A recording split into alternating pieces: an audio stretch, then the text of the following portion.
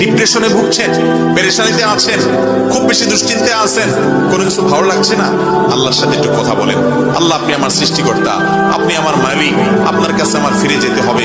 আপনার কত অবাধ্য হয়েছি, কত নাফরমানি করেছি, কত সীমা লঙ্ঘন করেছি, কত নির্দেশ অমান্য করেছি, কত নিষেধ লঙ্ঘন করেছি।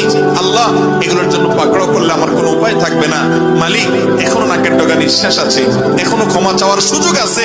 আপনি ক্ষমা চাইলে ক্ষমা করে দেন। আমি তওবা করছি, আর কখনো নির্লজ্জ কাজ করব না, আপনার নাফরমানি করব না। আপনি আমার অমুক পাপটা মাফ করে দেন, তমুক পাপটা মাফ করে দেন, আমাকে পাপ থেকে বাঁচায় রাখেন। আল্লাহ, আপনি আমাকে হেফাজত করেন। আপনি হেফাজত না করলে আমি নিজে নিজে বাঁচতে পারবো না। মালিক, আপনি রহম করেন। আল্লাহর সাথে একটু কথা বলেন।